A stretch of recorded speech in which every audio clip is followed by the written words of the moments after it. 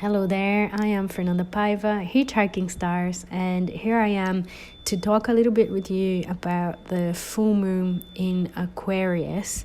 So full moon at 6 degrees Aquarius, that's happening at 20 on the 29th of July. So towards the end of this month. And this one is a very powerful one. And I'm not saying this just because it's a full moon. It's really very much involved in a very powerful, strong, big, beautiful configuration. So you guys might have heard about the basket configuration that's happening, and it was happening in the sky, or it will be happening in the sky depending when you're listening to this, between the 19th, the 20th and the 21st of July, that would be perfected. And that was between Pluto at 4 degrees Aquarius, Neptune at 4 degrees Aries, Uranus at 4 degrees Gemini, Jupiter at 4 degrees Leo, and then the moon was a little bit involved in there as well, while it was in Libra. So, and Scorpio as well. But that is a huge configuration. Doesn't happen all the time, doesn't happen every day. And I really have the feeling that this basket was really talking about evolution, really talking about speeding things up, removing obstacles. That's the term I'm really looking for here, is the removal of obstacles that we have here. And because we had so many outer planets involved, we're really talking about collective, on the collective level. And yes, the collective is made of individuals. And this discussion is so important with this full moon. And I think that's what this full moon really is about. I think the full moon is really cementing or showing us through the culmination, through the big spotlight, right, that full moons usually are. What is our role in all of this? What are we bringing to the table, right? How are we gonna be part of that collective change? How are we gonna contribute individually to the big changes that we're all facing as a group? So those are super important. And why am I mentioning the basket? Is because obviously astrology is a process. It doesn't happen on a Saturday morning at 10 a.m. There is a process going on. And the basket hasn't just dissolved. So when we have this full moon on the 29th, it's still pretty much there. Pluto is still 4 degrees Aquarius. Neptune is still at 4 degrees Aries. Uranus is still at 4 degrees Gemini. Jupiter has moved 2 degrees, but is still forming oppositions, trines, and sextiles to all of those other planets, right? A sextile to Uranus, a trine to Neptune, an opposition to Pluto. So that's still pretty much happening. And what's really striking is that the full moon will be picking up on these energies, because the full moon happens at 6 degrees Aquarius. So we have the moon at 6 degrees conjoined Pluto at 4 degrees, and the sun in Leo 6 degrees conjoined very much, Jupiter is very much at the heart of the sun here, both at 6 degrees. So that energy is very much imbued, part of, emphasized, amplified by this full moon. So it's not an ordinary full moon. It's not a normal, regular full moon. This really has the weight and the quality of something bigger than we might become aware of through whatever it is that's happening around us, whatever it is that we feel around the full moon as well, during the full moon. If we have any kind of disagreements or any situation that, as small as it might seem, could actually have a big impact on our path and our awareness and our sense of being part of something larger, our sense of the collective movements, right? So something really, really huge here that we are going to be part of, that we're going to be witnessing as well.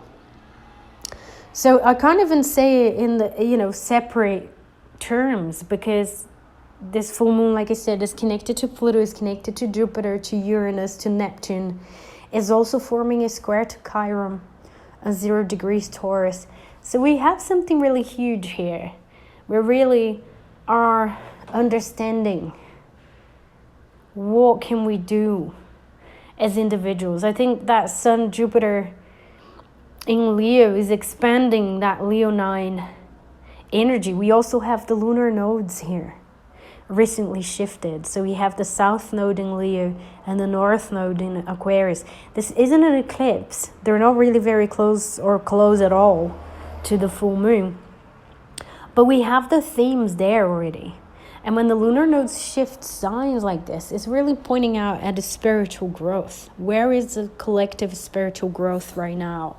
And it definitely is on looking into the shadows of Leo, the search for validation, the need to be under the spotlight, selfishness or self-centeredness. Those are some of the darker, shadowy sides of Leo that we're learning to let go of. And developing some of the best qualities of Aquarius here, right? With the North Node in Aquarius, which is knowing that we are part of the human family, accepting the differences, not feeling better than anyone else, right? Leo will be talking about royalty. The few is for the few. Aquarius is for the many. And when we have an axis, it's both, right? When we're talking about the full moon, we have the Sun, Jupiter in Leo, and then Pluto and the moon in Aquarius here. So we're talking about both. And with the lunar nodes as well, the South in Leo and the North in Aquarius. So we're talking about an axis. And the axis is very much when you step into your authenticity, when you reclaim your inner child, when you can really bring joy into your life, into everything that you're doing, when you're coming from a place of heart, Leo, then your contribution is really genuine. And you can really inspire others. You can really help create change in the world. You can really help sustain and create community around you, because other people's lights won't overshadow you or brings us anxieties and fears, because we're not competing, right? We're all unique. And I really love that. And the Sabian symbol for this full moon as well. So the Sabian symbol for this full moon is the constellations of stars shine brilliantly in the night sky. And I think this is so fitting, because the tarot card for Aquarius is the star. And the idea here as well is like as a spiritual truth almost really reflect the theme of Leo in Aquarius. The constellations of stars shine brilliantly in the night sky. So Leo will be talking about the star, the individual star. Aquarius is about the constellations and how the stars interact with each other to create, to inspire us to create those beautiful narratives and myths and stories. And this is really the group, the individual star within the group, right? We have that individuality and the collective. Again, we're learning to balance those two. How are we going to do that?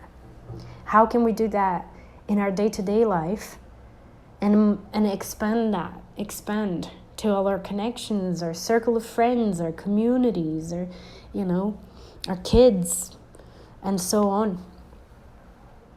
So the tarot, obviously the tarot card associated here is the star, as I've mentioned, which again is perfect with the Sabian symbol, with the feeling that I'm having, looking at this full moon. And then in the minor arcana cards, we have the 5, the 6, and the 7th of swords. Particularly the 7 of swords here, which has been associated with the moon in Aquarius. So it's an imagery for that moon in Aquarius. Now, that strikes me as a kind of a moon Pluto in Aquarius here, because we can sometimes think about the Seven of Swords as something behind our backs, a secret, but it can also be an opportunity that we're not seeing, that we need to take it swiftly. And it makes me think of Pluto here on the detoxing side of it, right? Detoxing some of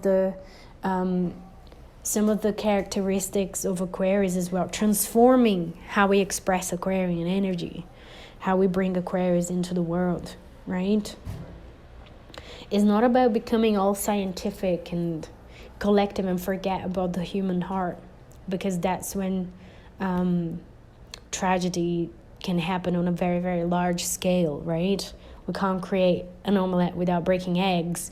That sort of mentality. No, we want to focus on diversion, right? Cultivating our individuality, our specialness, our inner child, but being aware of diversity, respecting diversity, nurturing diversity as well, which is the best of Aquarius as well. So that's it. I hope this has been insightful and helpful for you to make the most of this beautiful and so powerful time and full moon. So enjoy this energy, navigate this energy, and really bring into your life in the best way that you can right now. So thank you so much for listening. I hope you have a beautiful full moon, and I'll be speaking to you all soon. So take care. Bye now.